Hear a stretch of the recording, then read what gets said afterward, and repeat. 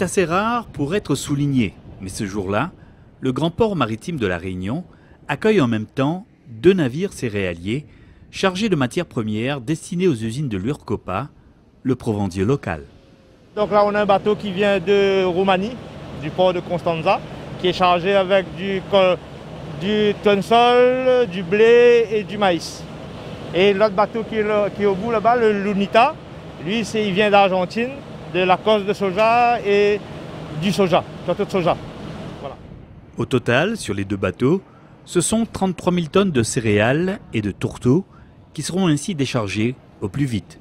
En tourteaux, on doit faire une cadence de 4 000 tonnes jour.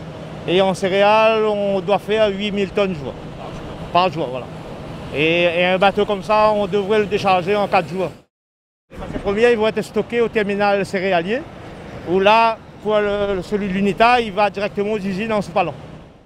Une grande partie des matières premières sera alors stockée dans les silos et les magasins du terminal céréalier. Les camions arrivent à plein avec les céréales, ça passe sur le balance et après ça va vider dans les silos avec une programmation déjà prédéfinie qu'on a déjà mis en place avant le déchargement. Le terminal est piloté ici directement par informatique à une capacité de 1200 tonnes heure en réception. C'est-à-dire on a capacité de recevoir 3 produits différents en même temps et 400 tonnes heure par fosse de réception. Tout est contrôlé ici. Mais avant d'arriver à La Réunion, les différentes matières premières nécessaires à la fabrication d'aliments pour bétail ont été sélectionnées et choisies selon des critères de qualité et d'origine. Alors l'origine des matières premières, il y en a 2 principalement. En fait, on a une grosse origine qui vient d'Europe pour la partie céréales et tourteaux. Pour 80% en fait donc d'origine Europe, essentiellement France et Roumanie dans le bassin mer Noire qui produit aussi des céréales. Une autre partie provient donc d'Amérique du Sud pour la partie tourteau de soja et cosse de soja. Et puis le reste des matières premières, des matières minérales, ce qu'on appelle les minéraux, proviennent plutôt d'un peu partout, de la zone océan Indien, Asie, voilà. Parmi tous les critères de qualité, la fiabilité de la ressource est sans conteste l'un des plus importants. Et dans cette fiabilité, on entend un premier critère, c'est la qualité. La qualité, il faut que les matières premières correspondent à des exigences des normes européennes, des normes françaises. Nous avons aussi un référentiel de certification de la nutrition animale qui donne des exigences supplémentaires. Et nous avons aussi des cahiers des charges que l'on établit et qu'on fait valider aussi par les fournisseurs. Donc tout ça encadre les critères qualité. Tous les achats sont aussi encadrés par des contrats cadres internationaux qui donnent aussi des exigences qualitatives. Voilà. Et puis on fait aussi des contrôles qualité à tous les chargements de matières premières. Les contrôles qualité sont faits. Depuis leur départ des pays fournisseurs jusqu'à leur réception à La Réunion, les matières premières sont contrôlées à différentes étapes afin de s'assurer de l'intégrité et de la qualité des céréales, comme ici par exemple à l'entrée de l'usine de Cambé. Je contrôle, voilà, ça sur la chambre de 13, la chambre de commerce. J'indique la fosse où je dois vider mon produit, l'orge, qui sera effectué avec un bâche, bien évidemment. Et avec ce badge-là, c'est indiqué où il doit mettre sur quelle fosse c'est indiqué, fosse 1 ou fosse 2. Avec une destination de la CS10 qu'on va mettre. Et voilà, je perds le camion enregistré en prenant chaque camion un échantillon.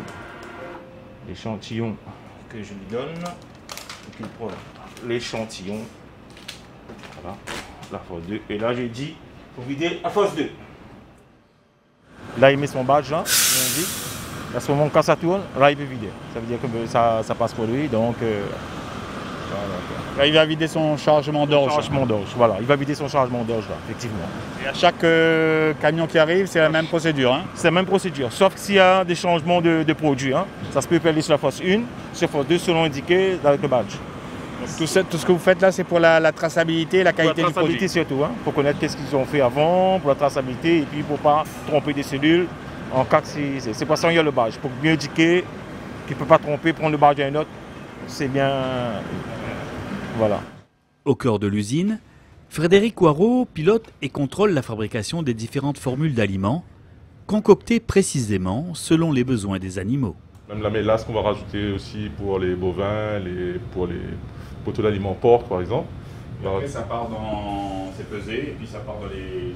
En fait, là on a le synoptique, c'est-à-dire on a les matières premières qui sont dosées sur cette partie, seront envoyées sur des broyeurs pour faire avoir une mouture assez fine.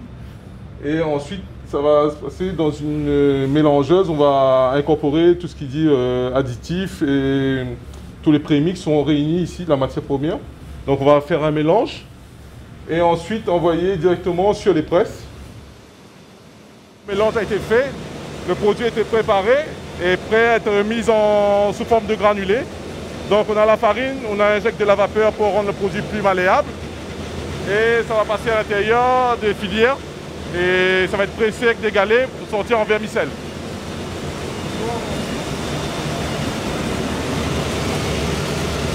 Finir sous forme de granulés. Donc là c'est le produit fini là. Voilà, produit fini qui va être refroidi parce que l'aliment est chaud. Il va être refroidi avec des refroidisseurs, avec de l'air qui va être pulsé pour être envoyé dans les cellules de stockage avant d'être livré. La qualité des produits finis est ainsi garantie bien au-delà de leur fabrication.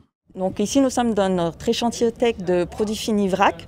Donc ces échantillons sont prélevés au chargement vrac et conservés dans cette échantillotech de façon à les conserver durant 6 mois. Il s'agit d'une exigence réglementaire donc, pour garantir également notre traçabilité produit.